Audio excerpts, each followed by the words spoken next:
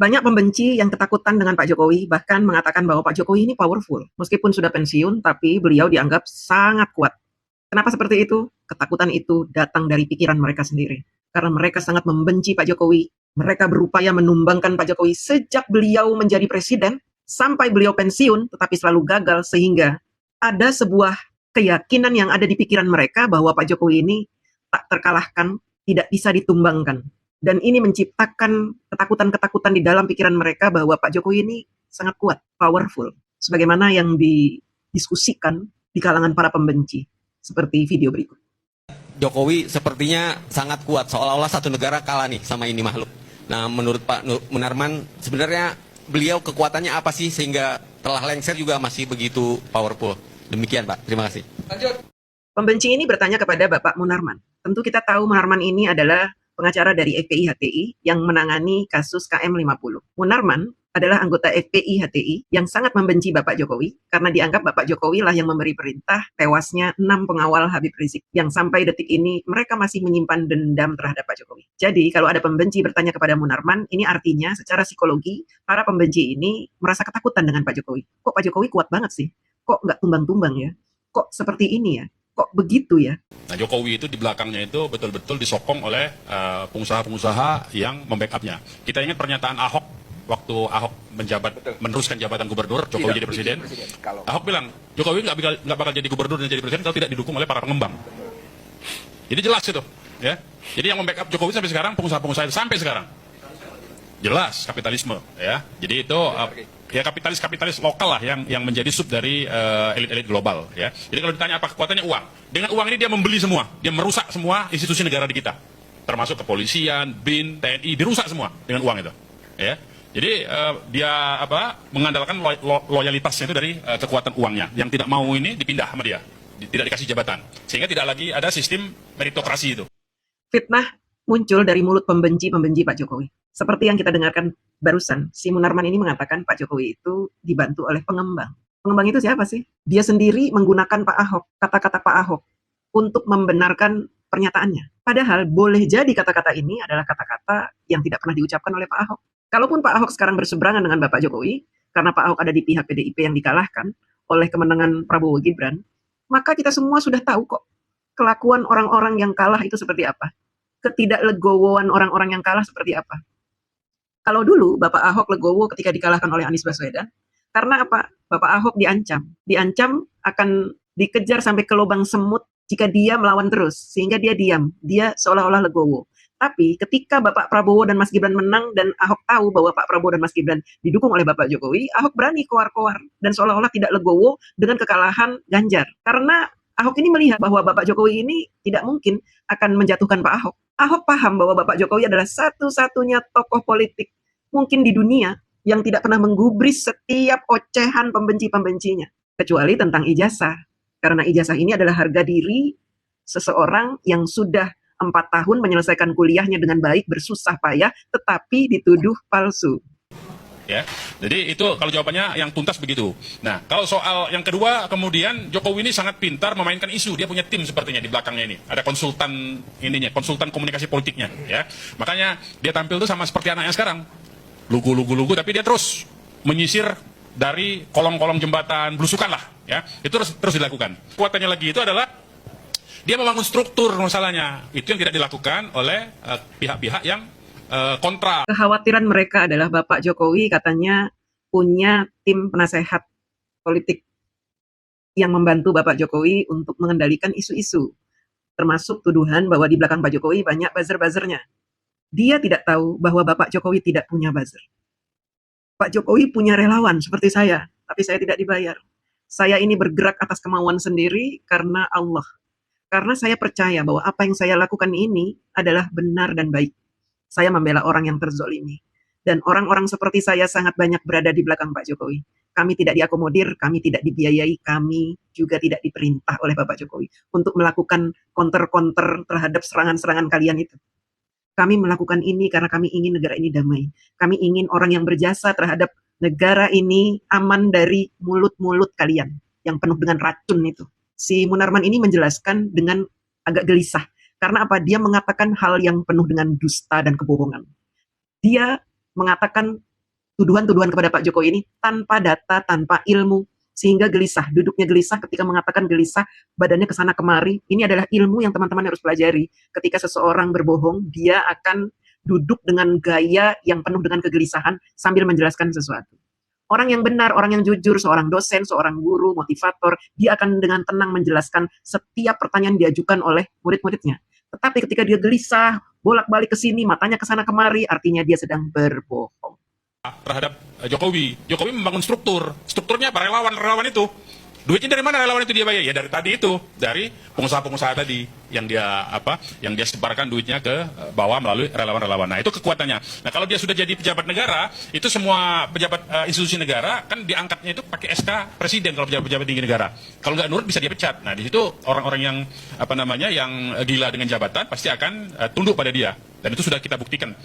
Jadi ada pejabat-pejabat tinggi yang ketika kita dorong untuk berani berhadapan dengan Jokowi, dia terus terang menyatakan, saya ini diangkat SK-nya oleh... Nah, orang-orang ini, teman-teman, adalah orang-orang yang ketakutan dengan Bapak Jokowi. Karena dianggap Pak Jokowi sangat kuat, dan di belakangnya banyak yang membackup. Mereka tidak sadar bahwa di belakang Pak Jokowi banyak kekuatan yang mereka tidak bisa perhitungkan. Karena kami hadir tanpa mereka tahu. Kami tidak dibayar tanpa mereka tahu. Mereka bahkan tidak sadar bahwa akar rumput ini sudah banyak yang pasang badan untuk membela Pak Jokowi di belakang Bapak Jokowi. Mereka tidak sadar kekuatan ini berasal dari langit. Saya pribadi, saya hanya satu orang ya, saya pribadi ini selalu mendengar bisikan-bisikan untuk membela Pak Jokowi. Bukan dari Pak Jokowi, bukan dari relawan-relawan. Saya tidak peduli dengan mereka, saya tidak peduli dengan siapapun. Saya bahkan pernah disuruh take down video saya oleh istana, saya tolak. Karena saya anggap video saya benar. Selanjutnya teman-teman, ini ada orang yang diutus oleh kubu Geng Panci mengenai ijazah Pak Jokowi. Dan menurut saya orang ini agak-agak gimana ya, agak aneh gitu mengatakan bahwa di KPU katanya tidak ada, KPU pusat tidak ada dokumen Pak Jokowi. Tapi coba kita dengarkan dulu ya. Sampai hari ini Jokowi tidak ada ijazahnya di KPU RI dan KPU DKI, yaitu adalah ijazah SD, SMP, SMA. Berkaitan soal KPU, dalam posisi KPU yang sesungguhnya banyak ijazah dokumen Jokowi itu anomali, itu kemudian serta-merta diloloskan pencalonannya. Yang bagi dalam analis kami adalah harusnya itu TNS, tidak memenuhi syarat. Artinya sebenarnya adalah tidak ada presiden yang namanya Joko Widodo, karena dia harus batal demi hukum. Kenapa? Karena dia ingin membatalkan Pak Jokowi sebagai presiden katanya selama 10 tahun. Karena ternyata tidak ada dokumen Pak Jokowi di KPU. Sungguh luar biasa manusia-manusia ini. Ketika P21 mau keluar, dimunculkan orang-orang ini. Entah apa maksudnya, sambil mengeluarkan temuan-temuan yang tidak masuk akal. Karena apa? Ketika Bapak Jokowi mendaftarkan sebagai calon presiden, banyak tokoh-tokoh yang ikut. Parpol-parpol ikut semua. Parpol pendukung itu ikut. Menyaksikan Pak Jokowi menyerahkan dokumen secara lengkap. Kalau sekarang dikatakan bahwa di KPU tidak ada dokumen-dokumen, artinya memang KPU tidak mau memberitahu dokumen Pak Jokowi. Karena apa? Dokumen Pak Jokowi dilindungi oleh undang-undang. Sekali lagi bahwa mereka tidak paham tentang undang-undang, sehingga bacotnya asal jeplak. Baik, selanjutnya teman-teman.